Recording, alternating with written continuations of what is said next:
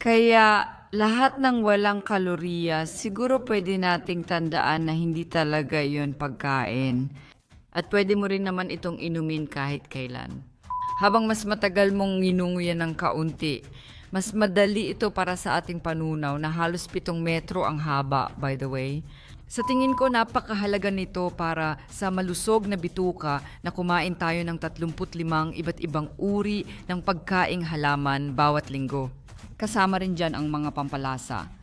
Meron tayong 1.5 hanggang 2 kilo ng masa ng bakterya. Narinig ko na mas marami ang bakterya kaysa selula. Oo, totoo yun. Kaysa sa mga selula ng katawan. Nakakabaliw yun, hindi ba? Taos puso. Maligayang pagdating sa Liebscher Abrach, ang mga espesyalista sa sakit. Ang podcast kasama sina Roland Liebscher Bracht at Dr. Petra Bracht. Kamusta mga mahal ko? Kamusta Roland? Kamusta? Ngayon to gusto naming ikwento sa inyo kung ano ang mga kinakain namin sa maghapon. Dahil tinanong ninyo kami kung paano nga ba sa amin kung ano ang madalas naming inilalagay sa mesa o sa plato. Oo, at siguro interesante rin malaman kung kailan kami kumakain. Kasi halimbawa sa umaga, hindi muna kami agad kumakain. Hindi naman ganito dati, tama? Kasama ba sa pagkain ang pag-inom? Siguro naman, di ba? Kasi madala tayong umiinom tuwing umaga. Tama, depende kasi niyan sa iniinom mo. Halimbawa, kung iinom ka ng kakao o kaya ng soft drinks o kape na maraming gatas, bibilangin na yon bilang pagkain. Kadalasan tubig lang iniinom natin tuwing umaga. Tsa, berdeng tsa. At ano ang meron ako? Luyang dilaw at Ano ang pangalan ng isa pang halaman na iniinom ko ngayon? Dandelion ang iniinom mo ngayon. Dandelion? Nettle? Tama. Oo, kasi ang asawa ko na isang nutritionista medical, sinabi niya sa akin, nakakatulong yan sa paglilinis at pag-detox. Oh, maganda rin yan, pero hinahalo mo na rin yan sa green tea, di ba? Tama, ganun nga, di ba? Tama? Oo, pero nagsisimula muna kami tuwing umaga ng isang malaking baso ng maligamgam na tubig. At lahat ng walang kalorya, siguro pwede mong tandaan na ganun, talagang walang pagkain. At pwede mo yang inumin kahit kailan at ginagawa namin yan tuwing umaga. Kumusta naman ang itsura nito? Ang mahalaga dito ay hindi mo maputol ang pag-aayuno, di ba? Tama? Yan ang dahilan. Paano naman kung may isang patak o 2 patak ng kalamansi sa tubig? Kumbaga, inaakala natin na pwede tayong kumain ng kaunting dami ng kalorya nang hindi naaantala ang proseso ng pag-aayuno or autophagy. Yan nga ang proseso na araw-araw tayong inilalagay sa napakagandang kalagayan. Na kaya nating linisin ang ating sarili, makabawi at higit sa lahat maging malusog. Sa panahong ito, siguro dapat mo yang ipaliwanag. Yun din ang itatanong ko kung di ko pa alam.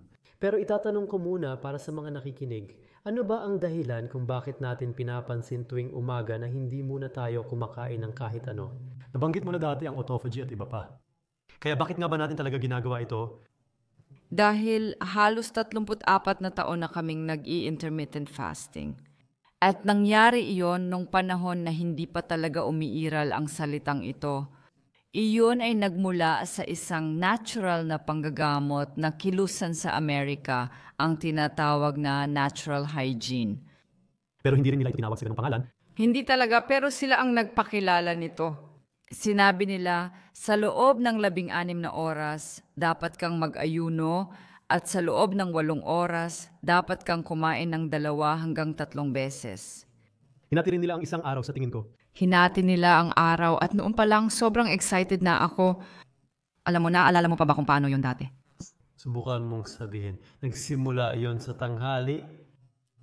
Oo, nag-umpisa ng alas 12, parang ganun lang. Tanghali hanggang alas 8 ng gabi, 8 oras. Doon dapat magsimula ang pag-record. Ang aktual na pagkain mismo. Tinawag itong paggamit ng pagkain ito. Dapat itong mangyari mula 8 ng gabi hanggang 4 ng umaga sa loob ng 8 oras. Pagkatapos, ihanda ang lahat ng kailangang ilabas para maalis ito sa katawan. Dapat itong gawin mula 4 hanggang 12 in. Tama. Talagang naintindihan ko yun. Oo, sobrang malinaw at simple. At sa huli, sinusunod pa rin natin yon hanggang ngayon. Kaya para talaga sa ikabubuti ko yon kasi isa ako sa mga taong hindi talaga mahilig mag-almusal. Naalala mo pa ba na nung simula ng relasyon natin, naging issue na agad yon? Oo, kasi lagi mong iniisip ang isang particular na kasabihan nun. Lahat meron nun o hanggang ngayon meron pa rin. Oo, yun nga yun. Mag-almusal kang parang emperador, magtanghalian parang hari, at maghapunan parang pulubi. Oh, at noon akala ko parang talagang napatunayan na ng siyensya ang lahat ng yan. Nalaman din natin na isa pala itong marketing strategy ng Amerikanong kumpanyang gumagawa ng cereal sa almusal. Oo, talagang nakakatuwa. Kaya noon, hindi talaga ako nagpapa-apekto sa'yo at kumakain lang talaga ako tuwing tanghali, mga 1:00 o 2:00. Kasi hindi ko talaga kayang kumain ng kahit ano bago noon. Kaya, Yun ay bago ka pa naging isang espesyalista sa nutrisyon. tama. Kahit bata pa ako, ayoko talagang kumain sa umaga at tinatanggihan ko ang pagkain. At binibigyan lang din ako ng baon na tinapay para sa paaralan at kadalasan ay kinakain ko lang iyon sa ikalawang malaking break. Naalala ko pa iyon kasi ayaw ko talaga. At noon, hindi naman ibig sabihin na hindi ako naging maayos ang pakiramdam dahil hindi ako kumain. Na parang laging sinasabi ng iba. Pero sa akin, hindi naman totoo yon. At sa tingin ko sa marami ring iba, hindi rin yon totoo. Kung iisipin, hindi rin talaga yung totoo para sa akin. Lalo na bago pa nagsimula ang lahat at bago ka pa pumasok sa nutrition. Noon, palagi akong kumakain ng muesli. Naaalala mo pa ba? Malaking mangkok talaga. Sobrang laki ng muesli. At nandun na lahat. Pagkatapos nun, nagturo ako ng maraming pribadong klase buong araw. Tapos sa gabi naman, nagturo ako ng klase sa training sa paaralan. Nang luminaw na sa umaga, hindi na kami naging aktibo. Doon parang nabuksan ang bagong mundo sa akin kasi dati akala ko kailangan ko ng malaking mangkok ng muesli tuwing umaga para maging masigla buong araw. Napansin ko na kahit hindi ako kumakain, mas marami akong enerhiya. Yun ang matinding paggising para sa akin. Oo, natuwa ako kasi nagkaroon ako ng chance magpakonsulta noon. Naalala ko pa. Kami mismo ang nag-renovate noon ng aming unang bahay kung saan naroon din ang klinika. Oo, ako talaga ang gumigising sa umaga, naalala mo? Nagkakonsulta ako tuwing umaga, nagsusuot ng asul na uniforme sa tanghali, nagre-renovate at kumakain. Frau. Oo, tama. Pero sinuot ko lang yon para sa renovation. At pagkatapos din kami at pagkatapos ay nagpatuloy ako at naging maayos, naging napakahusay. Sa palagay ko nainis ka rin nun.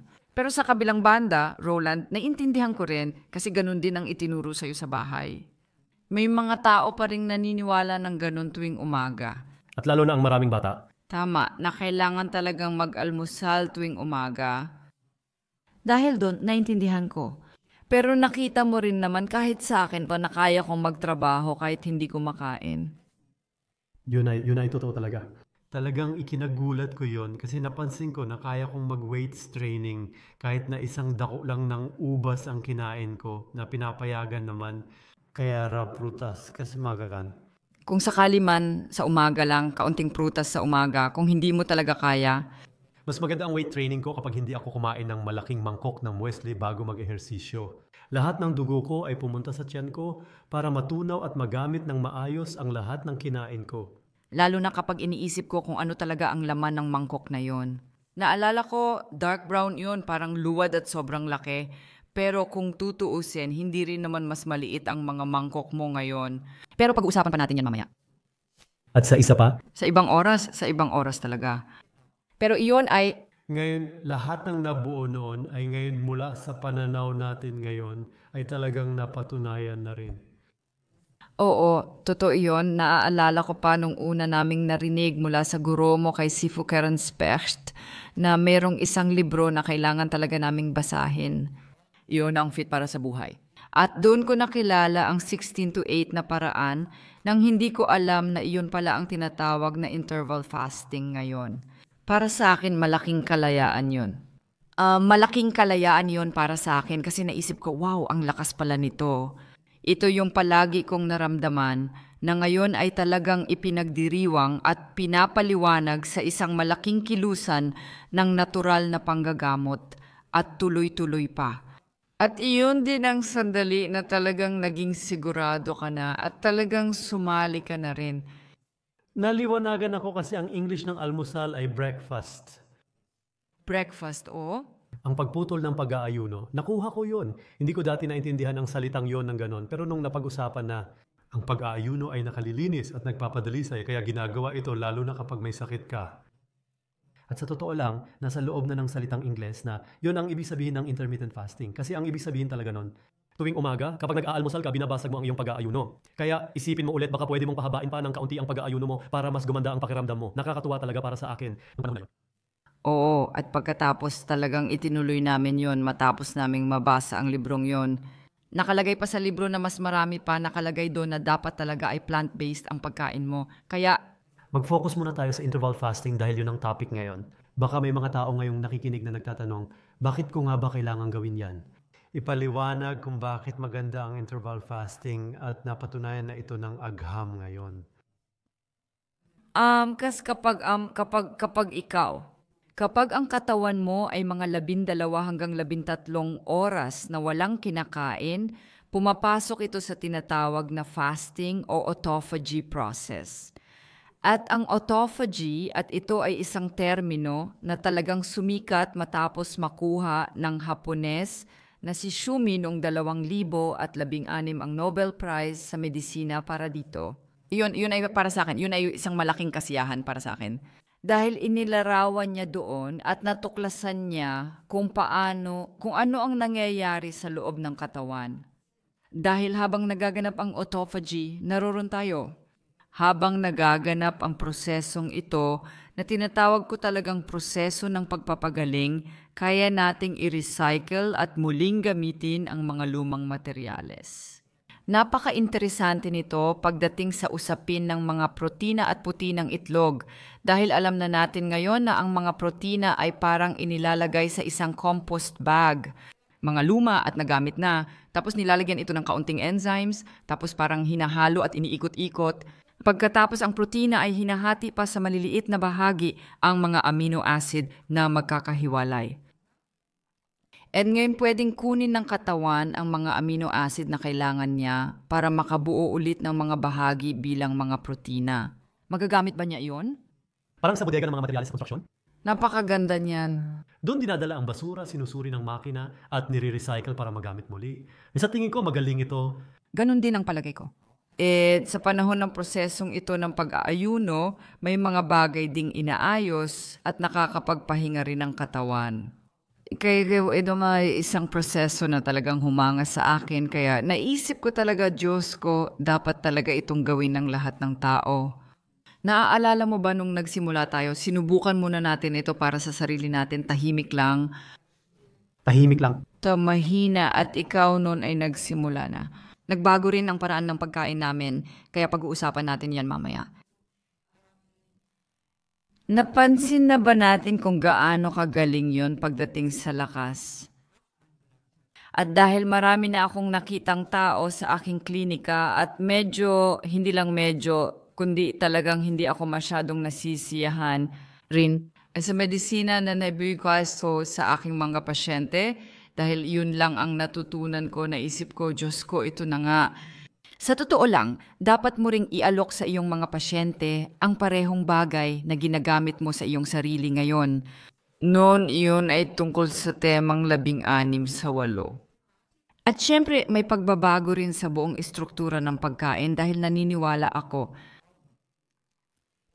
Intermittent fasting at plant-based diet talaga ang pinakamahusay na paraan. Gusto mo pa ba ulit? Oo, may tanong pa ako. Ang mga satuin palagi akong namamangha. Kasama ba sila sa prosesong autophagy? Kwento mo naman tungkol dyan. Ang mga satuan. Sige, gusto ni Roland malaman ang tungkol sa mga satuan. Para malaman ninyo, ang satuin ay tinatawag na longevity genes o genes ng mahabang buhay. Sobrang nakakatuwa kasi ibig kong sabihin, sino ba ang ayaw mabuhay ng mahaba at malusog? Kaya masasabi ko na karamihan ay gusto niyan. At itong mga satuan ay mga gene na talagang tumutulong sa atin at yung mga gene na ito ay napoproduce. At napaka-interesante nito kapag talagang walang laman ang tiyan natin o kapag kumakain tayo ng mga halaman, kaya naman may tinatawag na cert food diet. At mas maganda rin kung gagawin mo ang intermittent fasting at pagkatapos, Kapag walang laman ang tiyan o paano? Lagi silang napoproduce kapag walang laman ang tiyan. Tama, kaya ko inirekomenda ang intermittent fasting para may 16 na oras ka. And kapag kumain ka, dapat karamihan ay nakabase sa mga halaman. Mahalaga ito sa akin lalo na lang maintindihan ko ang tungkol sa mga satoyne na umaabot hanggang selula. Hanggang sa DNA mismo. Oh, nire-repair nila. Kayang mag-repair at dahil doon mukhang kaya ring pabagalin ang proseso ng pagtanda. Tama, dahil Iyon ang pagtanda na patuloy na nagbabago ang mga bagay na ito. Kaya medyo pasimple ang pagkakasabi, oo. Naisip ko, maghihintay muna ako bago kumain para mas makapaglinis ang mga satoyne. Doon ako na-motivate. Pero hindi lang sa tuwing ang meron, marami pang ibang mga sangkap sa katawan na gumagawa rin ng pareho habang nag-aayuno. Kaya para sa akin, ito talaga ang pinakamalaking paraan para manatiling malusog at talagang may magawa para manatiling malakas kahit tumatanda na. Palaging napag-uusapan namin ito ni Roland. Sabi niya, paggalaw ang mahalaga. Sabi ko, tamang pagkain. Sa totoo lang, pareho silang mahalaga. Mahalaga rin ang pagiging maingat o mindful. Pero sa totoo lang, nakakagulat para sa akin na may dala tayong napakamakapangyarihang kasangkapan sa loob natin na bawat isa. Oo, bawat isa talaga ay pwedeng gamitin. Wala namang bayad ito. Yan ang kalayaan dahil minsan nag-aayuno ka ng 1 linggo o higit pa. Kaya mo naman yon. Hindi mo naman nagawa. Hindi ko talaga nagawa. Pagkatapos ng ilang araw, Nakiusap ako kay Roland na kumain na ulit siya kasi hindi na siya matiis para lang masabi ko ng direkta. kaya napakalaking ginhawa nito para sa akin dahil lubos kong naintindihan na napakabuti nito para sa katawan at lahat ay nakikinabang dito. Pero hindi ko kinaya. At nang naging mas malinaw na kapag nag-aayuno ka ng mga 16 na oras, mga plus-minus 16 na oras at ginagawa mo ito araw-araw, na may katulad itong epekto na parang paminsan-minsan ay gumagawa ka ng mas mahahabang biyahe. Maaring mas maganda pa ito, pero mahalaga ring nararanasan ko ang mga benepisyo ng pag-aayuno. Naniniwala akong mahalaga ito para sa mga tagapakinig dahil napakahirap hindi kumain ng ilang araw. Kung di mo alam or motivated bakit mo ito ginagawa, mahirap tiisin. Pero kapag alam mo na, kaya ko itong gawin kahit minsan sa isang araw. Siguro hindi naman araw-araw, pero paminsan-minsan, isang beses sa isang araw. 16 na oras na pag-aayuno at nakakatulong na iyon sa katawan ko. Kung ganon, walang dahilan para di subukan ito para mas lumakas or gumaan ang pakiramdam mo. Ako rin madami akong natatanggap na mga tanong at bago. Alam ko mga 8 taon na ang nakalipas simula nang sumikat talaga ang paksang ito, pati na rin ang intermittent fasting. At pagkatapos napunta rin ang usapan sa, kailangan ko ba itong gawin palagi habang buhay? At kapag tumigil na ako, ano na ang mangyayari? Ang masasabi ko lang tungkol sa intermittent fasting, mas madalas nyo itong gawin, mas maganda ang resulta. At para sa inyong lahat na nagtatanong, kumusta naman ang intermittent fasting? Kung kailangan ko pala itong gawin habang buhay, nako, hindi pala ito ganun kadali. Hindi naman ganun. Kaya kung nag-fasting ka, halimbawa nag-intermittent fasting ka ng 5 araw, tapos may family gathering kayo, or gusto mo lang talagang tumigil muna, ayos lang ba yun? Kasi yung nagawa mo na, walang makakaalis nun sa'yo. Kung magsimula ka ulit kinabukasan, perfect. Ibig sabihin, mas madalas, mas maganda. Ganun talaga ang formula. At bago natin iwanan ang topic ng interval fasting, gusto ko lang sabihin ng mabilis. Agad ko itong ginawa nang makita ko ang epekto nito sa atin. Sinubukan ko rin ito sa aking mga pasyente sa klinika dahil wala talagang karanasan tungkol dito noon. Sa Alemanya, hindi pa talaga ito napag-uusapan noon at hindi rin ito ginagamit ng mga doktor dahil syempre hindi nila ito natutunan sa kahit anong paraan sa universidad. Pero naisip ko lang, bago pa ako magreseta ng mas marami pang gamot para sa lahat ng mga sakit na dulot ng kasaganaan o ng makabagong pamumuhay, kailangan ko talagang subukan ito. At noon, buti na lang bata pa talaga ako. At kaya ko ring subukan ng maraming beses at ng matagal. Kaya dumating sa punto na alam ko na, grabe ang lakas pala nito, hindi ka panipaniwala. Sige, pero balik muna tayo sa atin.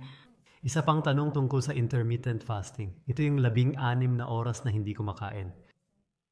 Nagsimula rin tayo kalaunan. Ginawa ko talaga yon para sa sarili ko kasi kilala mo naman ako. Kapag may ginagawa ako, gusto ko talagang sulitin yon. Nagsimula na rin akong mas matagal na hindi kumain. Umabot pa na nga sa punto na may panahon na isang beses na lang ako kumakain sa isang araw. Pero napansin ko na kung magkakaproblema ako kasi kailangan kong kumain ng marami sa gabi kaya hindi ako makatulog ng maayos. At kung ano-ano pa, tapos iniwan ko ulit yon ng kaunti at bumalik ulit ako sa dati.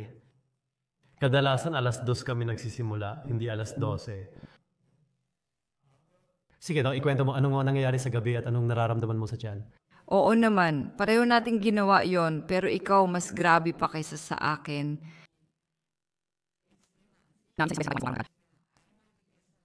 At syempre, hindi yun ganun kadali kasi ang laki ng kinakain mo sa isang kainan, kailangan mo pa rin ng mga nutrition mo, kailangan mo talaga yon. And higit sa lahat, kapag gabi mo pa ginagawa, kasi gabi ang paborito nating oras para kumain, kasi doon nagkakasama-sama ang pamilya, mga kaibigan at iba pa. At syempre, hindi rin yun ganun kadali. Kasi alam natin na kapag busog ang tiyan, kapag puno ang sikmura, mahirap talagang makatulog ng maayos. At ang pagtulog ay isa ring malaking usapin, lalo na pagdating sa pagiging malusog, paggaling at pananatiling malusog ng matagal at kung ano-ano pa. At kaya naman, dumating din kami sa punto na napag-isipan naming hindi ito ang pinakamainam. Mayroon ding ilang mga mananaliksik na tumutok sa paksang ito. Sabi nila, kung maganda ang pag-aayuno, isang beses na lang ako kakain sa isang araw. Pero dahil mahirap para sa amin, hindi namin ito nagagawa ng 4:00 o 5:00, kundi sa gabi pa, mga 7:00 o 8:00, minsan pa nga 9:00. Kaya syempre hindi iyon nakabubuti. Kaya binago ulit namin yon. Salamat sa Diyos. And din na ngayon, kadalasan ay kumakain na kami ng medyo palagian, maliban sa ilang pagkakataon 2 beses sa isang araw. At tumitigil kami ng mas maaga hanggat maaga. Lalo pa kaya Lagi iyong naging isang laban sa amin, di ba? Oo naman kasi. Kailangan matapos ang programa para sa araw. Minsan kailangan pang mag-ehersisyo, tapusin ang mga gawain sa trabaho. May nakuha akong ideal na imahe noon at iyon ay ang mga monghe sa Thailand. Isang beses lang sila kumakain sa isang araw at tanghali pa. And yun ay napapansin. Napakahirap para sa akin kasi talagang nagustuhan ko yon. At yun din ang dahilan kung bakit palagi kong pinapatagal bago gawin. Dahil nga, sa isip, mental, napakalinaw ko. Sa mga oras na yon, lalo na pag mabigat ang kinakain mo, nawawala talaga yon. Ang pagsusulat ng libro at paggawa ng teksto ay nagiging mahirap. Dahil dito, masaya talagang hanapin ang gitnang daan at mahalaga ito para sa bawat isa. Minsan sinasabi mo rin na kung talagang hindi na kaya ng mga tao, dapat nilang gawin ito ng mas maaga. Halimbawa, imbes na mula 12:00 hanggang 8:00 ng gabi, gawin nila mula 10:00 ng umaga hanggang 6:00 ng gabi. Mga ganon. Kaya malinaw na malinaw, meron talagang kilusan na tinatawag na dinner canceling. Napansin na nila ito matagal na bago pa man lumabas ang buong usaping ito. Na yung mga tao na hindi na kumakain sa gabi, na sila ay may mas maganda ang kalusugan. And syempre, ito malinaw din kasi kapag mas maaga kang tumigil kumain sa gabi, kaya nga maraming tao ang sumusubok na matapos kumain ng 5:00. Iba talaga ang tulog nila, alam din natin yan. At saka, sinusubukan din naman natin minsan, masaya na nga tayo kapag nakakakain tayo ng 6:00. Kasi minsan dumarating ang mga tao ng mas maaga o kaya naman minsan tayo lang at ayos lang din naman yon, di ba? Kung maaga tayo matapos sa training pwede, pero kadalasan mahirap talaga. Pero para sa inyo dyan na nagsasabing, okay, kaya ko ang 16 to 8, pero gusto ko sanang mas maagang tumigil sa pagkain. Kumain sa 10:00 ng umaga at huminto ng 6:00 ng gabi. Iyon ay perpekto, talagang perpekto iyon dahil 4 na oras bago matulog ay wala ka ng kinakain. Gaano katagal dapat ito? Magpatuloy, malamang. Nakadepende rin ito kung ano ang kinain natin. Oo, may patakaran ako para sa sarili ko. Ako ang bahala. Nagsasanay akong sundin ito habang lumalalim ang gabi. Mas kaunti at magaan ang kinakain ko. Oo, tama iyon. Ngayon, alam na natin, mas malinaw na ito. Ngayon, alam na natin na sa gabi, dapat halos wala o talagang kaunting carbohydrates lang ang kainin. Iwasan yung madaling matunaw kung kakain, piliin yung tama, masustansya at sapat ang dami ng protina at malusog na taba. At syempre, ihalo ito sa maraming gulay at mga salad. Lagi naman namin ginagawa yan pero mamaya pag-uusapan natin kung ano ang mga kinakain namin. Gusto rin naming ikwento sa inyo kung ano talaga ang ginagawa namin. Yan ang perpekto. At ang unang pagkain, tanghali o mga 2:00 o 3:00, gaya ng ginagawa namin, ganun talaga. Isang pagkain na puno ng carbohydrates. Hindi pa natin napag-uusapan ang tungkol sa pag-inom pero naaalala ko pa talaga yon. At gusto ko sanang magsimula kapag pinag-uusapan na natin ang tungkol sa ating pagkain. Kumbaga, ito ang pangunahing patakaran, ang unang pagkain. Karaniwan itong puno ng carbohydrates pero syempre tandaan, mas masustansya, mas mabuti talaga. At sa gabi naman, mas maraming protina or pagkaing mayaman sa protina. So, at ngayon, sabi nga namin, gusto naming ikwento sa inyo kung ano ang kinakain namin, hindi kung kailan kami kumakain. Hindi lang oras ng pagkain ang mahalaga, kundi pati ano at paano kami kumain. Sa tingin ko, napaka-interesante rin talaga ng paksang ito kasi maraming tao ang kumakain din sa maling paraan. Gusto mo bang tapusin muna natin ang tungkol sa kung paano, siguro? Ang ibig ko lang sabihin, maraming tao ang sobrang bilis kumain, lalo na kung paano at pag-inom ang pag-uusapan. Totoo naman yun. Kahit ano pa man, Kahit ano pa ang kainin ninyo, kahit pa ito ay ang Pinakamasama, mas mabuti pa rin ito kung kayo ay magtatagal sa pagnguya nito. Bakit? Kasi alam mo merong ganitong kaalaman. Kaya habang mas matagal mong ginunguya ang isang bagay, mas madali ito para sa ating panunaw na halos 7 metro ang haba. ang pagkain talaga. Hatiin at tunawin para mas madaling tanggapin at masipsip ng katawan. Dahil Halimbawa, ang pagtunaw ng carbohydrates. Nagsisimula talaga ito sa pagnguya dahil sa proseso ng pagnguya. hindi lang ang utak ang naabisuhan na. Uy, nagsimula ka ng kumain tapos sa 20 minuto darating na ang una. Ang unang information ay kumain ng 20 minuto, sapat na iyon. Ibig sabihin, meron ka ng, sa totoo lang, natural na pampigilgana sa sandaling magsimula kang ngumuya. Pero may iba pang nadaragdag dyan. May isang particular na enzyme na lumalabas sa bibig kapag maayos kang ngumuya, ito ang amylase. At ang amylase na ito, natutunaw na ang mga carbohydrates agad. 30% sabi nila, kapag maayos kang ngumuya ng carbohydrates, natutunaw na agad, nahahati o nabubuo at nilulunok mo na. Dagdag pa rito, habang mas marami kang ngumuya, mas marami ring digestive juices ang napoproduce. At tayo ay nakakalikha, depende kung paano at gaano tayo ngumuya ng 1 hanggang 2 litro ng likidong panunaw. At sa mga likidong panunaw na ito, naroon din ang mga enzyme and ang mga enzyme ay naroon upang Malalaking molekula tulad ng carbohydrate, taba, protina. para mas madaling maabsorb ng katawan sa maliit na bituka at makarating sa cells. pwede nating sabihin na ang pagmuya ay parang ganito. Yan ang isa ng magaspang na mekanikal na pagdurog para mas madaling maabot ng mga likido sa tiyan ang bawat piraso. Sa bibig pumapasok ang laway tuwing ngumunguya. Doon din naman, pero pagkatapos, kapag mas pinapaliit sa itaas, mas kaunti ang kailangang gawin ng tiyan at mas kaunti ang trabaho doon. Hindi naman kailangang mas kaunti, pero mas kaunti talaga ang trabaho. Pero pumapasok din ang mga katas ng panunaw. Ibig sabihin, mas optimal talaga ang pagtunaw kaysa kung ikaw lang at patuloy lang ang paglunok gaya ng karamihan. Kaya naman, ang paano ay talagang mahalaga sa akin, kaya gusto ko talagang mapag-usapan natin ito kahit sandali lang. Ngayon, punta naman tayo sa paksa mo, kung ano ang iniinom natin. At magiging interesante ito. Roland, ano ba ang iniinom mo? Oo, nang umiinom ako tuwing umaga, natutunan ko sa'yo. Tubig, tsa, berdeng tsa, at dandelion, ano ulit yung isa? Nettle? Nettle tea, berdeng dandelion, nettle, yan ang iniinom ko. Bakit? Kasi natutunan ko kay Petra na ang ganitong klase ng mga tsa ay maganda para sa kalusugan. Berdeng tsa ay panlaban sa cancer, naniniwala rin ako, tama ba? Oh, tama, oh. May mga sangkap sa loob niyan. Na-research na rin ito ng mabuti. Sa totoo lang, itong mga sangkap, nandoon ang mga sekundaryang sangkap ng halaman, lalo na sa berdeng tsa. At napatunayan na ang mga ito ay sobrang anti-inflammatory at tayo Karamihan sa atin ay dumaranas ng mga tahimik na pamamaga. At higit sa lahat, napatunayan din na ang berdeng tsa ay talagang nakakapigil sa pagkalat ng mga selula ng cancer sa pamamagitan lang ng tinitiyak nito na walang mga ugat na nabubuo papunta sa maliliit na microtumor kung meron man, kaya hindi matutustusan ng nutrisyon ang mga tumor at kailangan nilang mamatay.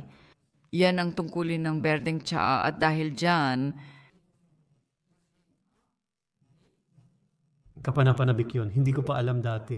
nasulat ko na yan ng maraming beses, ganito at ganun, pero ayos lang, sige. Pero hindi mo naman kayang tandaan ng lahat at hindi ko rin kayang tandaan ng lahat. Maganda na natutunan mo na yan para sa sarili mo ngayon. Lagi nating sinasabi na may natututunan tayong bago tuwing magkasama tayong gumagawa ng podcast.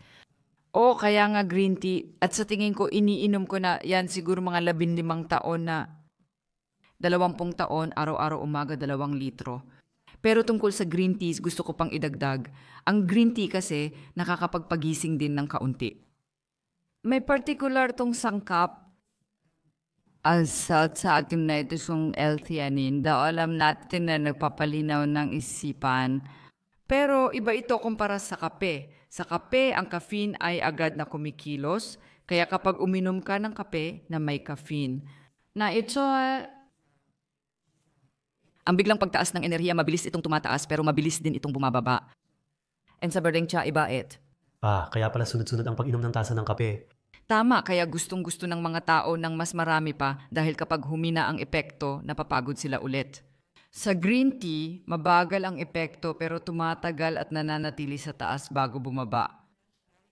Unti-unti itong nawawala. Maganda ito para sa takbo ng araw. Kaya ang matcha tea ay talagang berdeng tsa, maganda ring paraan ang pinulbos nito.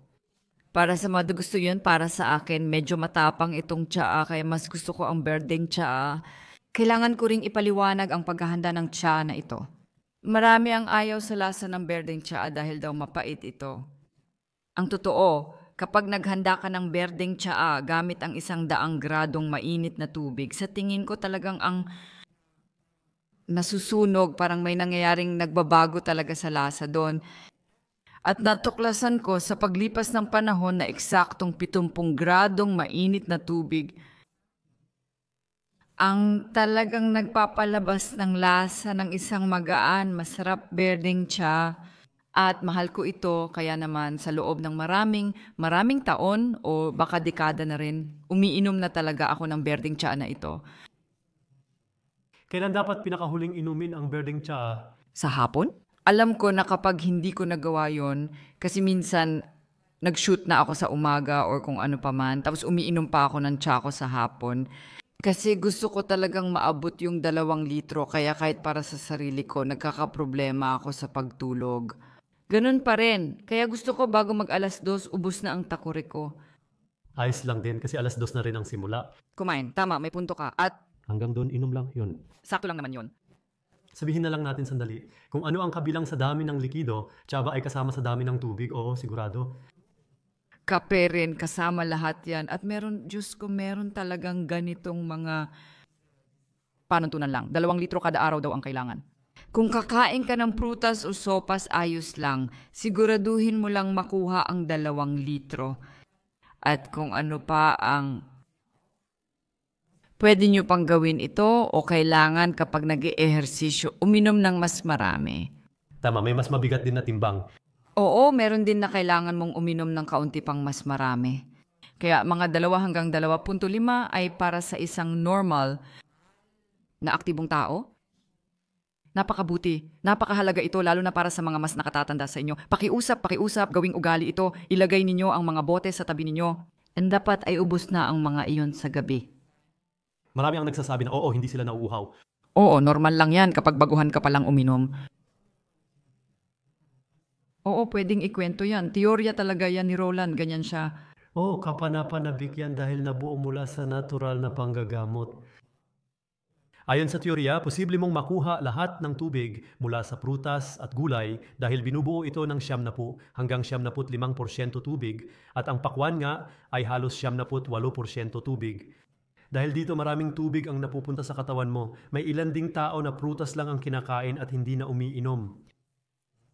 At Kaya nga meron din tayo. naisip namin kasi kung ganun ang naging pagkain ng mga tao noon, na marami silang prutas at maraming halaman na kinakain na maraming tubig na taglay. Kailangan pa bang mabuo ang instinct o pakiramdam ng katawan na uhaw ako? Dahil natutugunan na iyon sa pamamagitan ng pagkain. Yun na pag-isipan namin kung baka may kinalaman ito sa sinasabi ng maraming tao na, alam ko, kailangan ko. Lagi itong sinasabi ng nanay ko, alam ko palagi mong sinasabi sa akin na kailangan kong uminom pero hindi ako nauuhaw. Pero kumakain naman siya ng prutas. Bilang tip lang sa inyo, kung napapansin ninyong parang may ayaw kayo sa pag-inom lalo na ng tubig, maaaring dahil ito sa kakulangan ninyo ng tubig mula sa prutas at mga pagkaing halaman. Oo, pero sa tingin ko, baka tama rin ang instinct na yan. Kasi Totoo naman. nararamdaman lang natin ang uhaw kapag halos nasa antas na tayo na kung tutuusin, papunta na talaga sa dehydration or pagkatuyo ng katawan. Na pagkatuyo ng katawan.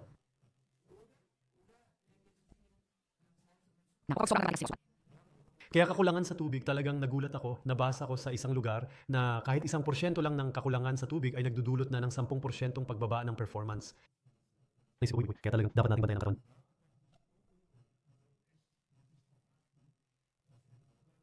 Yung mga porsyentong yan, hindi ko alam ngayon.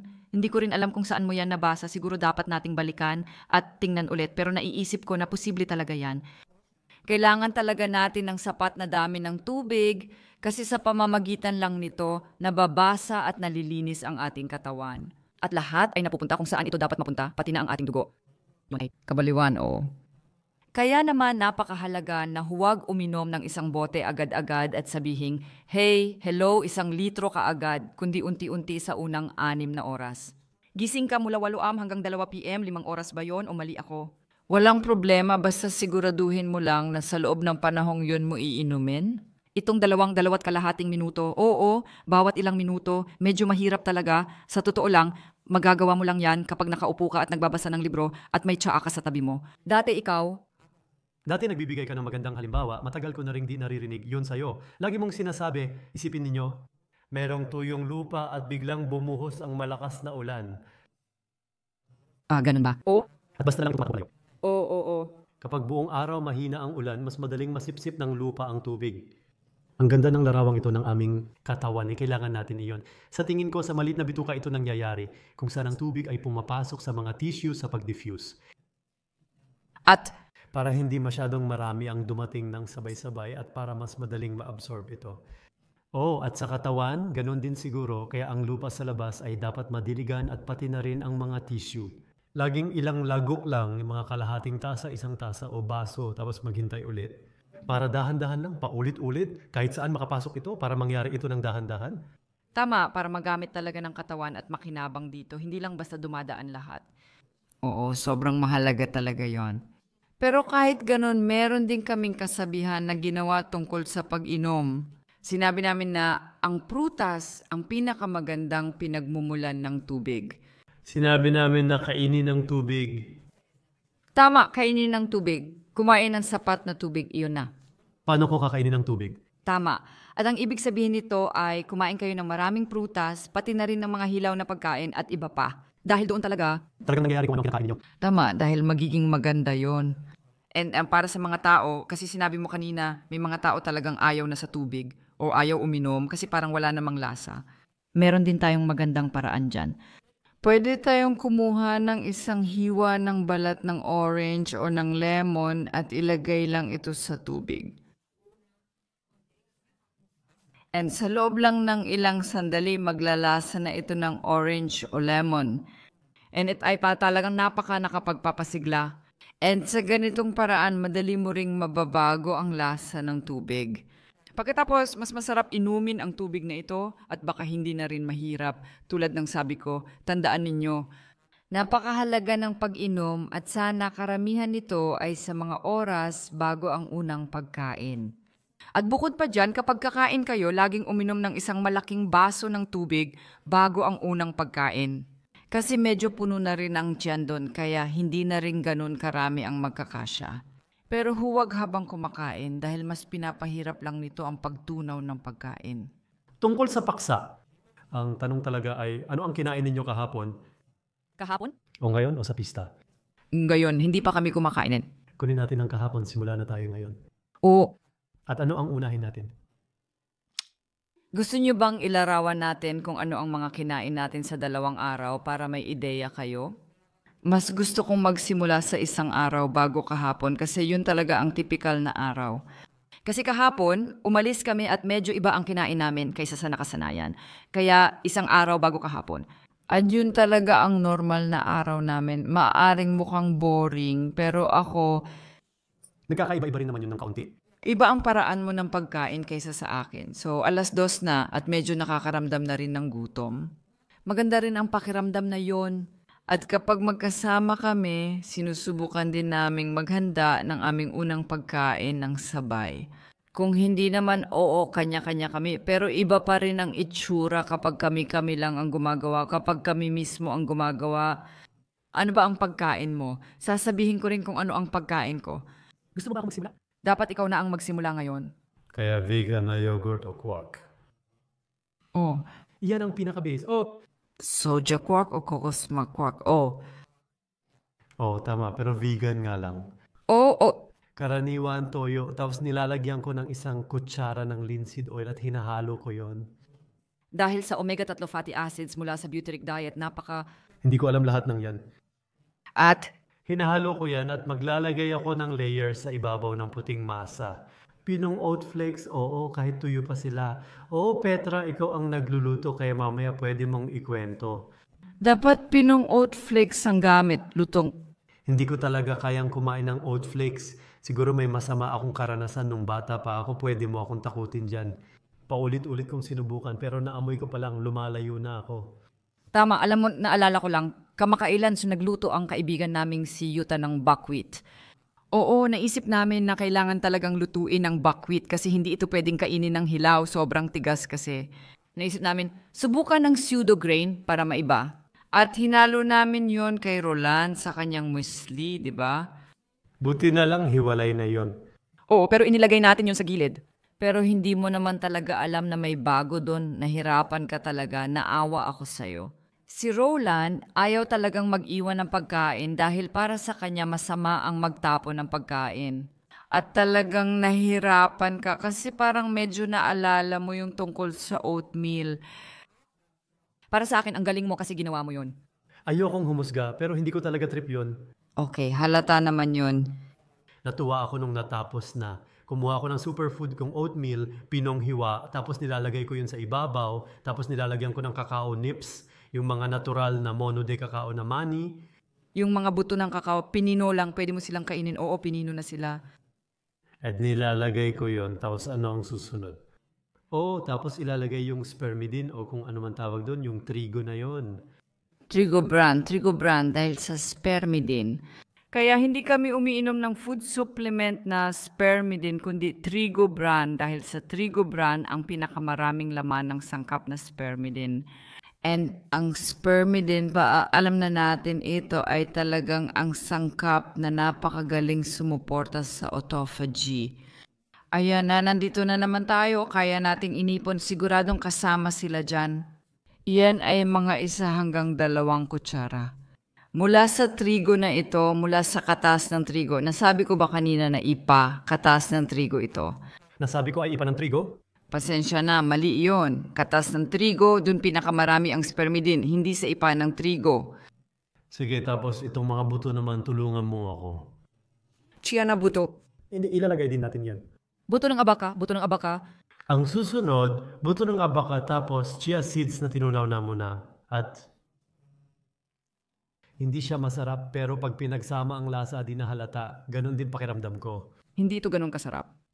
Itong itim na malapot na bagay. Ano nga ulit ang tawag doon? Itim na malapot na bagay, ang ibig mong sabihin ay chia seeds? Chia seeds? Oo. Sa tingin ko, hindi ko siya kakainin ng mag-isa kasi hindi naman siya masarap para sa akin. Pero alam mo ba kung kailan siya talagang masarap? Halimbawa, kapag binabad mo ang chia seeds sa tubig, mabilis lang ito o pwede mo ring iwan magdamag. At pagkatapos, talagang gata ng niyog pero hindi yung malapot, kundi yung mas malabnaw na gata ng niyog ang ginagamit. Napakasarap nitong dessert o merienda, lalo na kung lalagyan mo ng ilang berries sa ibabaw para sa tag-init, talagang masarap ang lasa. Kung tubig at chia seeds lang gagamitin, sapat na iyon. Okay, pero gaya ng sabi ko, kailangan ninyong maranasan ng lahat dahil kamangha-mangha iyon. Hindi na mahalaga iyon. Importante ring hindi ko agad hinahalo, hinahayaan ko lang sa mga patong. Yan, pagkatapos ay darating si Shi. Pagkatapos ay darating, Ang mga manyang magsasalita. Ibig sabihin, hindi darating na sandali lang, hindi ba una yung tungkol sa hindi ba una muna ang mga money talaga? Oo, una muna ang mga money. Sige, lahat. Ibig sabihin, ang mga money at ang... Yung mga butil na nandyan, hindi talaga mani pero mahalaga dahil sa protina. Oo, kahit ano. Ano pa ilalagay ko? Ano pangalan ng money na parang utak? mga nogales? Tama, pinapapiraso ng maliliit ang mga nogales. Meron ka ring mga hazelnut dito. Hazelnut, Meron din akong nilagay na ilan dito, tapos itong mga bilog na macadamia, macadamia. and Dalawa, kasoy. Kasoy din, pero dalawa. Hindi ko rin maalala ang pangalan. Ano nga ulit ang tawag dito? paranuts dahil sa selenium. Oo, paranuts dahil sa selenium at bawal sobra sa dalawa dahil sobra na yun. Hindi, tatlo ay, Sobra. Tatlo ay sobra? siguro isa lang. Dalawa. Lahat ay hinihiwa ng maliliit at ito na yung tinatawag na layer ng mani. Oo, pagkatapos ay magsisimula na sa berries. Pagkatapos nilalagay ko ron ang parehong dami ng berries at mani. Oo, blueberries, raspberries, strawberries kapag meron, kapag panahon na. Blackberries, hinihiwa ko rin minsan ng maliliit ang pulang ubas. Gooseberries tuwing tag-init. Gusto mo rin ang currants. Palagi kung ano ang meron, kung anong available na maraming berries. At pagkatapos, pinupuno ko ang natitirang bahagi ng mangkok ng prutas, nilalagay ko pa ang isang mansanas doon at isang saging, kalahati o ganon. Oh, sandaling mag-isip. May nakalimutan ka ba? Totoo ba? Ano naman? Ganyan ka ba palagi? Talagang nasisiyahan? Hindi may kakao nips ako nun. Kapag walang kakao nips, kumuha ako ng 100% tsokolate at hinihiwa ng maliliit. Kaya pala pumipili ka lang ng isa sa dalawa, di ba? Oh, syempre. Akala ko kasi palagi mong kinukuha pareho. Pwede namang kunin pareho. Ayos yun. Oh, syempre. Wala akong tutol dyan. Akala ko lang lagi kang kumukuha. Hindi, bakit naman? Kasi, Dito lang, kung nasan tayo ngayon, wala tayong kakao nips. Kaya hinihiwa-hiwa ko ang tsokolate. ganun pala. Kapag may kakao nips, yun talaga ang ginagamit ko kasi iniisip ko na mas healthy pa yun ng kaunti. Sa huli, yung tinadtad na 100% tsokolate, sabi mo pwede mo kainin, lalo na kung 100%. Para sa akin, astig talaga yun. Kaya masasabi ko lalo na sa hindi pa nakakakain ng 100% tsokolate. May mga iba na hindi masarap, masyadong mapait, pero may mga 100% rin na talagang masarap. Iba pa rin siya kumpara sa gatas na tsokolate. Hindi ko na kayang kainin ang gatas na tsokolate maliban sa ilang pagkakataon dahil sobrang tamis para sa akin. At ang 100% ay mas maganda. Pero kapag naihanda na ang Wesley at nasa mangkok na sa harap ko, doon na nagsisimula ang kasiyahan. Dahil pagkatapos kuka ako, Gaano ba kalaki ang mangkok mo? Sa totoo lang, hindi ko alam, ikaw magsabi kung ano kasya dyan. Mga kalahating litro? kalahati. Ako kasi, Hindi ko alam sa tingin ko o hindi ba? pero sa tingin ko mas marami pa. Ganun nga. Oh, palagi kong nilalagay mga 3 kapat na ganitong yogurt. 3 lang, yung mga ganon. Medyo mahirap yun ngayon, tama. Marami. Wala ka rin masasabi. Kaya nga, mas marami pa ito kaysa sa isang dakok ng mani, oo. Pero sa totoo lang, kailangan mo talaga ng marami, kailangan mo ng protina, at kailangan mo rin talaga ng mga kalorya. Sa tingin ko, yun ang nagagamit mo sa isang araw bilang basal metabolic rate. Ilan sa'yo? Ang basal metabolic rate ko ay mga 1,800. Kapag nag-ehersisyo ka, umaabot ka ng 2,500 o higit pa. Kailangan mo talagang makuha yon. Wala namang masama kung minsan ay kaunti lang. Tinansya ko na yan dati. Sobrang maingat kong tinansya gamit ang isang timbangan kung ilang kilokalorya ang meron sa isang muesli. At umabot ako sa 850. Hindi ako naniniwala dyan. Sigurang sigurado. I-check ko ulit yan kasi sa dami ng iyong mga... Dami ng mga money mo. Sa tingin ko, medyo mas marami yan. Pero sige, Baka dati, baka iba rin ang tingin mo. Pero nasukat ko na yan minsan. Siguro mga 900 yon. Pero ang nakuha ko 850, 870 ang pinakamarami. Ibig sabihin, may puwang pa sa gabi para sa isa pang pagkain nang hindi masyadong sa... nagkakaroon ng sobrang pagkain. Pero ako, Hindi ko pa na ibabahagi ang aking karanasan dahil mahalagang huwag paghaluin ang mga bagay. Kumuha ka ngayon ng malaking kutsara at dahan-dahang isawsaw sa gilid ng mangkok para umabot ka hanggang sa ilalim kung saan naroon ang quark.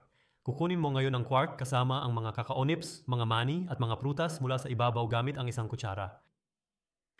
Tapos ngumunguya ka ng matagal. Maganda yon. Sabi ni Petra, ngumunguya lang. Ang muesli na ito, pag nginunguya, may kakaibang lasa. Ikukwento ko ito sa bawat isa sa inyo. Ibinigay ko ang recipe bilang premyo. Parang ganon, oo. Maraming tao na nakakakilala sa amin. Nagugustuhan nila ito, sobra.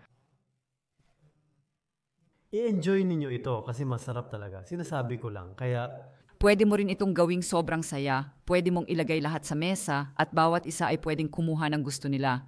Pwede mo talagang gawing espesyal ang paghahanda ng Wesley. Gusto ko lang sabihin, yung akin, medyo iba ang itsura. At minsan may idinadagdag din si Roland. Nakalimutan mo lang yata ngayon?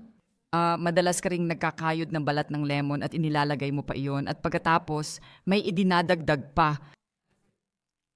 Simula nung dumating tayo, lagi ko nang nilalagay yun sa yogurt mo. Di ko alam kung napapansin mo. Palagi kong nilalagyan ng cardamom at kanela yan. palagi kong iniisip, saan kaya nanggagaling ang mga dumi na yan? Dati namang sobrang puti niyan, tapos biglang may mga brown na guhit na lumalabas. Nakakatuwa naman ito ngayon. Pero natikman mo ba talaga? Natikman? Masarap. Masarap ito at maganda sa pagtunaw ng pagkain, lalo na ang cinnamon. Hindi naman malaki ang nabago sa karanasan. Maganda na ito dati pero ngayon ay may dagdag na espesyal na detalye. Sige, ikwento mo na lang kung anong ginagawa mo. Sa'yo rin yan. Mas maliit lang talaga ito ng kaunti.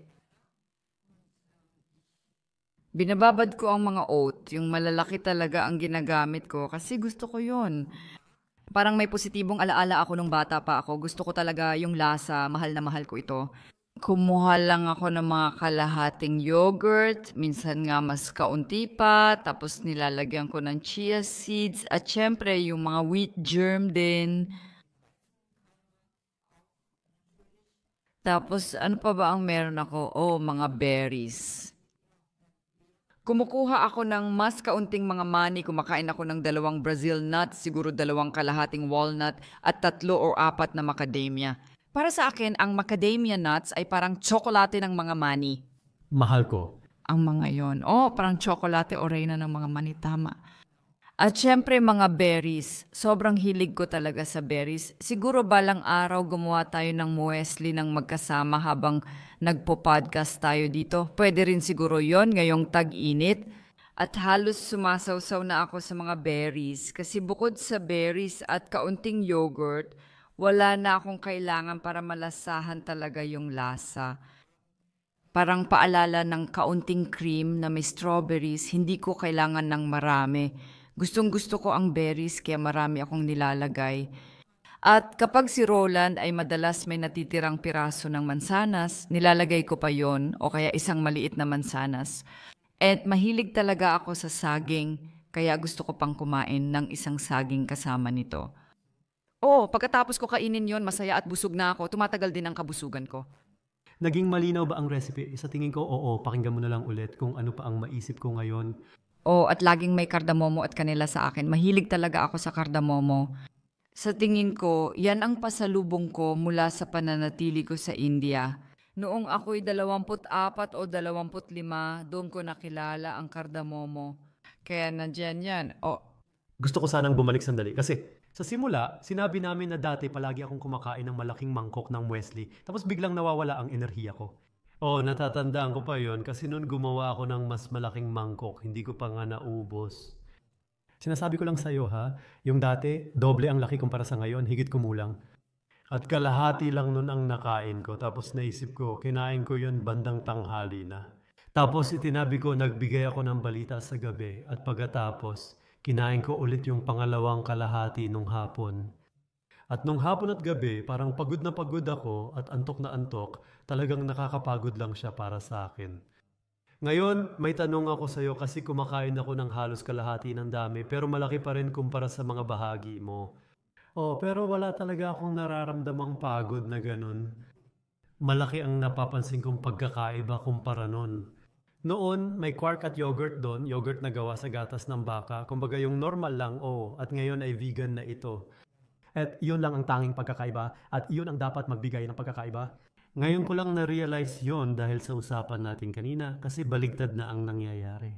Kumakain din ako ng marami Pero ginagawa ko yun habang nagsusulat ako ng libro. Tulad ngayon, kumakain ako sa pagitan at pwede akong magpatuloy agad sa pagsusulat kahit na maraming money doon. Hindi ko maintindihan kung paano nangyayari yon. Ganun talaga. Walang pagbagsak o enerhiyang pagbagsak. Para sa hindi pamilyar dito, subukang alalahanin ang tipikal na kasalan. O tuwing hapon, nakahiga at natutulog ang lahat sa hardin dahil sa sobrang dami ng kanilang tinutunaw na pagkain. Sa Noche Buena. Oh, Pero hindi ko na nararanasan yon. Siguro dahil vegan na kasi, yun lang ang pinagkaiba.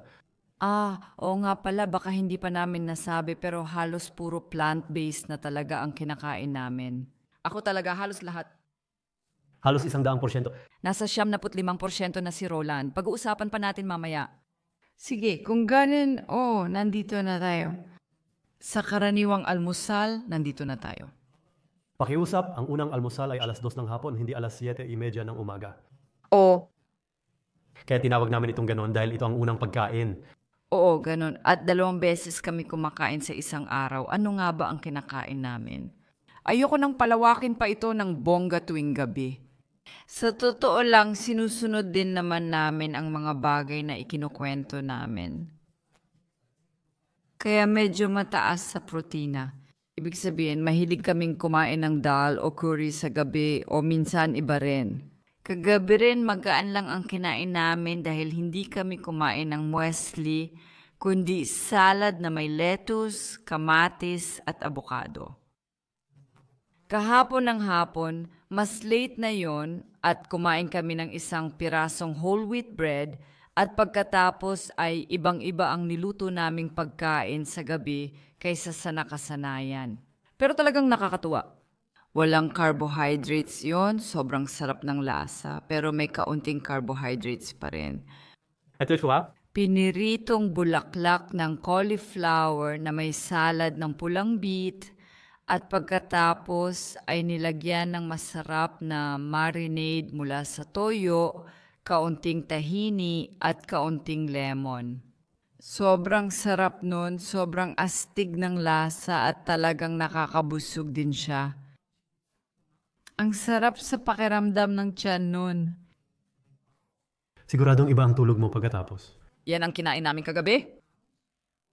At tulad ng sinabi ko, nabanggit ko na rin, mahilig akong magluto ng dal kasi mabilis lang itong gawin.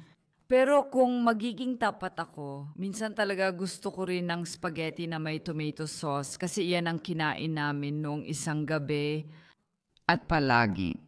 Sa totoo lang, mga 80% ng oras, lagi kaming kumakain ng malaking salad bago ang aming hapunan. Isang salad? Ginawa na namin yan kasama ang mga bata.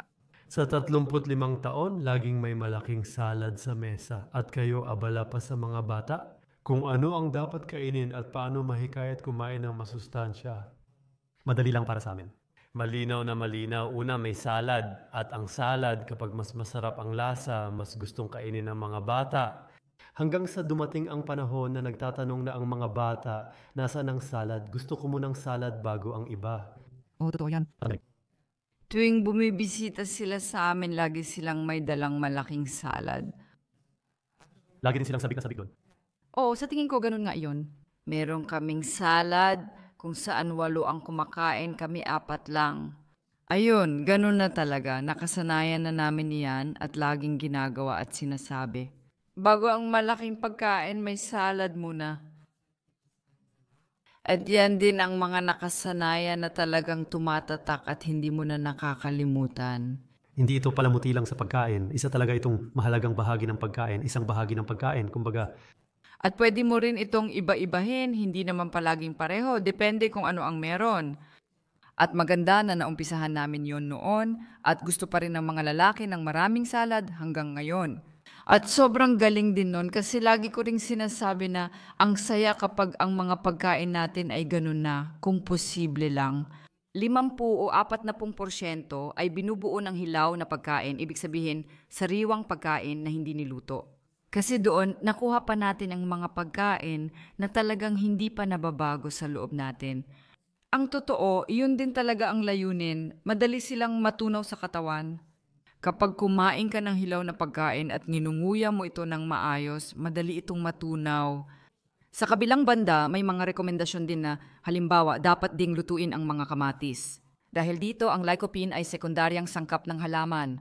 Na napakahalaga, lalo na para sa mga lalaki, para sa prostate, pero pati na rin sa mga babae para sa dibdib at iba pa, na mas madaling nahahati iyon. Kaya ganun ang kwento nito. 50 hilaw, 50 luto ay talagang magandang rekomendasyon, pero kung lulutuin mo lahat, mawawala ang maraming masustansyang sangkap. Bukod pa dyan, pinag-uusapan din na ang hilaw na pagkain o sariwang pagkain ay may mas maraming positibong enerhiya. Pero pwede nating, gusto mo yatang pag-usapan yan ngayon. Itong mga unit ng liwanag, Mga photon, tama, mga photon, bio, Ang mga photon na siyang ipinakita ng biophysicist na si Fritz Albert Popp noong dekada 70 at ipinakita niya ito. Ang nilutong patatas, wala itong mga biophoton, pero kapag hilaw na patatas ang kinuha mo, meron talaga itong parang korona ng liwanag sa paligid niya. Talagang kamangha-mangha kung ano pa ang masasabi tungkol sa hilaw na pagkain. Kaya sinusubukan namin gawin iyon at sa totoo lang, naging maayos naman ang resulta para sa amin Na ngayon ay medyo bago naming pinag-uusapan talaga. Hindi na kami masyadong mahilig kumain sa labas. Mas gusto naming magluto sa bahay kasi alam namin kung ano ang nilalagay namin sa pagkain. At kapag kumain ka sa labas, o at dahil iba ito, ang lasa. Oh, alis ka na pala. kumakain kami sa labas kapag alam naming maganda ang mga sangkap na ginagamit at may isang tao talagang naglaan ng oras para siguraduhing maganda ang mga produkto at mahusay itong niluluto at inihahanda. Pero hindi naman palaging ganun, kaya hindi na talaga namin trip ang madalas na pagkain sa labas. O, Ibig kong sabihin, isa pang paksa siguro na talagang controversial din, di ba? Pero may kasabihan din na kapag kakain ka sa isang lugar, dapat mo munang silipin ang kusinero at doon ka magdesisyon. ang higpit mo naman ngayon. Oo, pero tingnan mo lang kung may nararamdaman kang simpatya o kung napapansin mong siya ay isang tao na hindi mo talaga ka-wavelength. Oo, matapang ka na sinabi mo yan, pero totoo naman talaga. Sabi nga nila, dumadaan sa tiyan ang pag-ibig, kaya kapag may nagluto ng may pagmamahal. Naniniwala akong iba talaga ang kwento kapag ang pagkain ay inihanda ng may pagmamahal, kumpara sa basta na lang isinilbi ng taong walang ganang magluto para sa'yo. Sa huli, Gaya ng lahat ng pananaliksik ni Emoto yung Hapones, na nakatuklas na ang tubig ay iba ang pag-uugali. Kapag ito ay tinutugtugan ng magandang musika, iba ang reaksyon nito kumpara kapag tinutugtugan ng masama o negatibong musika. o kaya naman kapag ingay lang, oo. Tinutugtugan. Oo, sa tingin ko, syempre, ito ay talagang controversial at marami ang hindi ito sineseryoso. Pero para sa akin, ganun talaga. Napapansin ko ito palagi kapag iniimbitahan ako ng mga tao o kapag si Juta ang nagluluto para sa amin at kasama ang kaibigan o mga taong gusto namin. Iba talaga ang pagkain kapag nasa bahay ka ng isang tao kumpara sa pagkain sa isang restaurant na may stress at abala ang mga tao. May agresibo sa hangin, parang may inis at iritasyon. Ako, Palagi kong iniisip na apektado ang pagkain. alam mo, si Roland ay, kasi sinabi mo lang na ngayon, oo, hindi pa ito na pag-aaralan at iba pa. Pero kung hihintayin pa natin na mapag-aralan ng lahat, masasabi ko rin na, itong mga ito, Gamitin natin ang oras. tama, lalo na't walang masamang epekto at wala ring Daumen site. Walang down sight. Oo, ang ibig kong sabihin, sa huli, yung mga taong relihiyoso, binabasbasan nila ang pagkain nila, pareho lang din yun. Oo, naniniwala rin ako. Sabi ko lagi, kung walang mawawala at di rin makakasama. Pero yung pagkakataon na baka sakaling may maidulot itong mabuti, gusto kong subukan yon. Oo, kaya ginagawa na lang natin ito para makasiguro, para kahit papaano ay maging positibo ang resulta. Maapektuhan sa kahit anong paraan. Siguro, kahit yung simpleng pag-iisip na pinag-isipan ko mabuti ang pagkain ko ngayon, nilagyan ko pa ng magandang enerhiya na yung proseso ng kamalayan na ginawa ko ito, nagdudulot na mas maganda ang pakikitungo ko sa pagkain ito. Kaya ang positibong pananaw ay talagang mabuti rin para sa atin dahil nagbibigay ito ng feedback sa ating bituka. At ang bituka ang siyang sentro ng ating immune system. Sinasabi ring magkaugnay ang bituka, puso at kaluluwa. Lahat ng ito ay mga bagay na mas nauunawaan na natin ngayon kumpara noong 50 taon na ang nakalipas. Noon, akala ng mga tao kaya nilang ibigay lahat. Parang isang makinang panunog, pero iyon ay noong 1800 pa, nagbago mula noong 18 siglo. Noong 18 siglo, inisip ng mga tao na parang makinang panunog ang tao, anuman ang gawin. Salamat sa Diyos, hindi naman ganun ang kaso. Lagi akong natutuwa sa ganyang halimbawa mo. Kapag tungkol sa langis, para lang talagang malinaw, mahalaga talaga ang kalidad. Dahil lagi mong sinasabi, dapat mong pag-isipan. Kung ano ang langis, Kung magkano ang halaga ng langis na nilalagay mo sa iyong kotse, sa iyong mahal na kotse, sa makina. Ang langis ng makina, ang 1 litro niyan ay nagkakahalaga 20, no ngayon ay 25 na malamang. baka higit pa nga. Magkano ang presyo ng mantika sa diskwento store natin? 78 sentimo. Oo, hindi ko alam kung ganun pa rin ito kamura, pero isa 79 o ganun. Ganun na nga. Dapat talaga, sa tingin ko, ganun na talaga mula noon at lubos akong nagpapasalamat. Para sa akin, pinakauna ang pagkain, para sa katawan ko, pati para sa pamilya at kaibigan ko. Yun ang pinakamahalaga sa akin. At nung dati na halos wala talaga kaming pera, pumupunta pa rin kami sa mga organic na tindahan at doon kami namimili. Madalas din akong tanungin tungkol dyan. Sabi nila, kayo na may organic, hindi ko naman kayang bilhin yan. Pero tama naman ang sinasabi mo. O ano sa tingin mo? Oo, halimbawa, alam ko namang mahal ang organic pero ngayon pati malalaking supermarket ay nagbebenta na rin yan. Pati Demeter na kalidad, mataas na antas ng kontroladong organikong pagtatanim yon. At halos kapareho na rin yon ng magagandang prutas at gulay na hindi organic. Kaya tingnan ninyong mabuti. Pero ang talagang sobrang mura at makakatipid kayo ng maraming pera ay ang mga munggo at iba pang uri ng butil. Yung munggo at butil ay napakaraming protina. Kung ikukumpara sa isang magandang piraso ng karne o isda, mas mura talaga ang mga ito. Nakakabusog talaga ito. Perpektong pagkain ito para sa bituka, flora at microbiome natin. At sigurado akong kaya itong bilhin ng kahit sino na gustong mag-ingat sa kanilang pagkain. Pwede naman yon, minsan ganun lang talaga. Sabi mo dati, kapag bumibili ka ng organic, ganito yon. Kahit na mas kaunti ang binibili mo, mas masustansya pa rin ito. Mas mabilis kang mabubusog kaysa kung bibili ka ng lahat ng, sabihin na nating basura na pagkain. Tama yan, kung saan Kapag dami ang habol, iyon, mas mura nga naman kada 100. gramo. Pero mas marami ka namang nakakain. Nararamdaman ng katawan na kulang pa ang sustansya, kaya kailangan pa nito ng mas marami. May kinalaman ito sa pagiging kumpleto ng nutrisyon. Kapag kumain ka ng pagkain tulad ng ginagawa namin sa aming musli sa hapon o kung ano man ang gusto naming itawag dito, talagang nakakakuha kami ng siksik na dami ng lahat ng mahahalagang nutrisyon. May sapat tayong carbohydrates, may sapat tayong protina o puti, may sapat tayong taba, meron tayong mga mineral na kailangan natin at meron tayong mga bitamina. Meron tayong buong hanay ng mga sekundaryang sangkap mula sa halaman na sila talaga ang mga henyo para sa ating kalusugan, para sa ating bituka, para maging aktibo ng tama ang ating immune system sa bituka. Na meron tayong lahat ng mga fiber na kailangan natin. Ibig sabihin, kung ito lang ang kakainin natin, mas kaunti lang talaga ang kailangan natin. Kapag puro fast food o processed food lang ang kinakain mo, hindi nabubusog ng tama ang katawan mo. Lagi itong may hinahanap. Mas marami. Ibig sabihin, hinahanap ng katawan mo ang lahat ng nutrisyon na kailangan niya para maging malusog. Dahil hindi niya makita ang hinahanap, nauuwi ito sa pagkagumon na lalo pang lumalala dahil sa kanya. Dahil doon, May pag-asa siya na balang araw ay makakakuha rin siya ng sapat na mga kinakailangang sustansya para gumana ng maayos at maging malusog. Dahil ang katawan ay palaging gustong gumana ng maayos. At mangyayari lang yon kung bibigyan mo rin ng tamang pagkain ang katawan mo.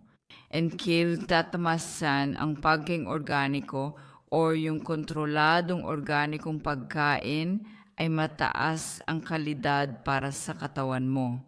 Anong kaya naman dapat mong, Isa lang ang katawan natin at kaya naman, dapat natin itong alagaan. May healing ako ngayon dahil marami na tayong napag-usapan. Pero sa tingin ko, mas maganda kung ibud mo na lang ngayon kung ano ang mga kinakain natin. Hindi lang mahalaga kung ano ang kinain natin kahapon o ngayon, kundi kung paano tayo kumakain. oo, may mga simpleng bagay lang talaga.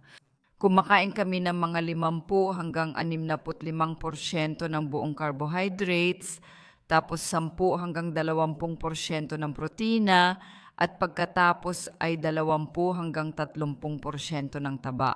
Gawin mo itong mas naangkop. And ito ay, iilan lang ang makakaintindi niyan. Di ko rin alam kung anong dapat kainin. Kaya bilang mga carbohydrates, kumakain kami ng mga whole grain na produkto. Kaya kumakain din talaga kami ng spelt. Kumakain din kami ng tinapay paminsan-minsan, pero gusto rin namin kumain ng patatas o kahit kamote. Pseudo grains, yun ang mga carbohydrates. At saka yung mga prutas sa muesli, syempre kasama rin yon. Tapos, kumakain tayo ng protina at kadalasan ito ay nasa anyo ng tofu or soy yogurt o kaya tempe at syempre pati na rin ang iba't ibang klase ng mani. Kasi marami ring protina doon, alam mo na, kasi lampas na kami sa 65 at sabi nila kailangan mo pa ng mas maraming protina. Pinapangalagaan na namin yon at minsan meron din. Sa tingin ko, lagi mong ginagawa yan at umiinom ka pa ng protein shake, oo. Pero talagang vegan at kontrolado, organiko. Tama. At galing ito sa mga gisantes. Sandali, saan nga ba ito kinukuha? Sa mga gisantes, sa bigas, sa mga butong abaka, 3 bagay iyon, sobrang astig talaga.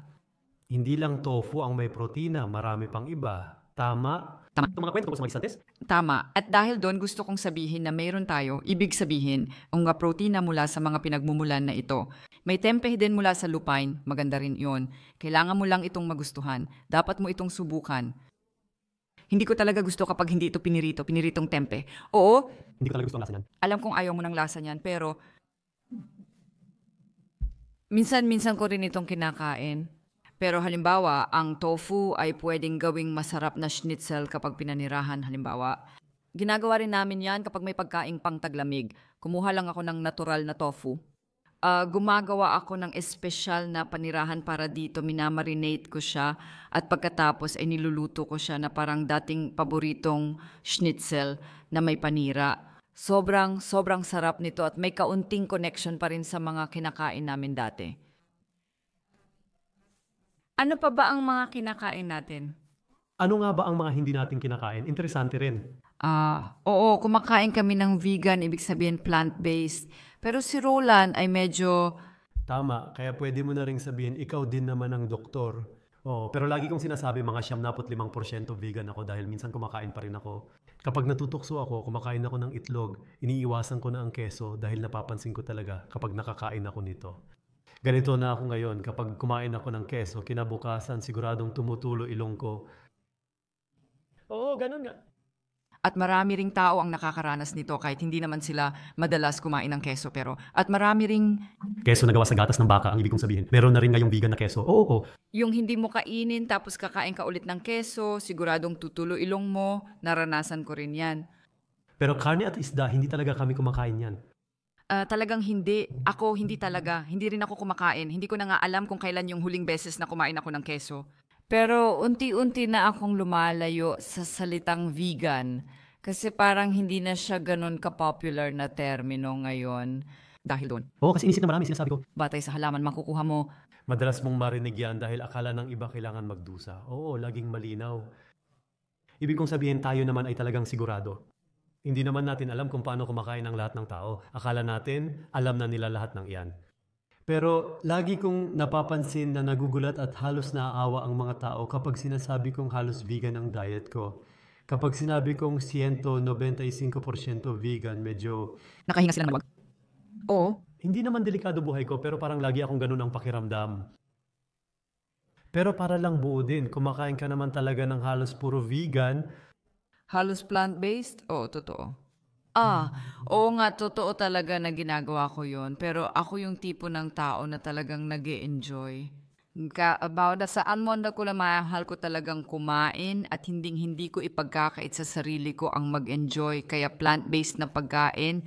Ibig sabihin nito siguradong Hindi damo, hindi ginuguya ang damo. Masarap ito. Oo, tama. Dahil marami, hindi mo naman kailangan. sabihin lahat. Pero sinabi mo, ano ba ang madaling buo din kung ano ang pwedeng kainin? Gusto ko ring sabihin kung ano pa ang mga dapat bigyang pansin. And then sa tingin ko, ito ay isang napakahalagang bagay para sa isang malusog na bituka na sa loob ng isang linggo, 35 iba't ibang Pagkaing halaman ang kinakain, kasama na rin dito ang mga pampalasa at madali mo itong magagawa. kaya halos araw-araw naming nagagawa ito kapag kumakain kami ng muesli na may maraming prutas at mga pampalasa sa loob nito. Minsan nilalagay namin ng money na alala ko lang kung bakit. Bakit nga ba dapat gawin yun? Dahil napakahalaga nito para sa iba't ibang uri ng mikrobyo sa ating tiyan, sa ating bituka, sa flora ng bituka. At habang mas iba-iba ang flora ng bituka, mas malusog ang flora ng bituka na ito at mas malusog ang immune system, mas matatag at mas malusog ang tao. Ganun. Ano ang microbiome? Marami rin ang nakakakilala sa salitang ito. Ang microbiomes ay talagang bagong termino para sa flora ng bituka. Ano ang flora ng bituka? Sa ating bituka, maraming mga bakterya ang naninirahan at merong mabubuti at masasama doon. And dupad silang magkaya sa abot ng makakaya. Panatilihin ang balanse para mas mangibabaw ang mabubuti kaysa masasama. At habang dumarami ang mga mabubuting bakterya na ito dahil pinapakain sila ng pagkaing halaman, mas magiging maganda ang kalusugan ng ating bituka. Meron tayong 1.5 hanggang 2 kilo ng masa ng bakterya. Mas marami tayong bakterya kaysa sa mga selula. Narinig ko na yan dati. Oo, totoo yan. Kaysa sa mga selula ng katawan. Nakakabaliw, di ba? Kaya dapat silang alagaan. Mahal rin nila lahat ng nabanggit natin. At kung may 35 iba't ibang uri ng halaman sa loob ng isang linggo, ang microbiome na ito, ang flora ng bituka, ang iyong bituka, ay siya ring pinakamalaking bahagi ng iyong immune system. Kaya masaya sila at ginagawa ang lahat para sa atin mga taong tinitirhan nila dahil gusto rin nilang mabuhay tayo ng matagal. Iyon na halos ang pangwakas na salita. Sang-ayon ako dyan. Oo, dito na rin tayo magtatapos ngayon. Kaya medyo kakaiba siguro ang podcast natin ngayon. Pero gusto ninyong malaman kung ano ang kinakain namin pero napag-usapan din namin kung kailan kami kumakain, paano kami kumakain at lahat ng iba pa pati na rin kung ano ang iniinom namin. Kasama na rin yon. Maraming salamat sa pakikinig. Paano ninyo kami matutulungan? Tama. Mag-iwan ng magandang komento at positibong rating, syempre kung nagustuhan ninyo. Sa Apple, sa tingin ko, At Spotify. maganda kung gagawin ninyo yon at pakiusap. Lagi ninyong sabihin ang mga paksang gusto ninyong marinig mula sa amin. Tama, galing talaga sa inyo ang paksang ito. Hiniling ninyo ito. Halimbawa, kaya magtanong lang kayo ng magtanong. Gagawin namin yan. Oo, paalam din mula sa akin. At hanggang sa susunod paalam,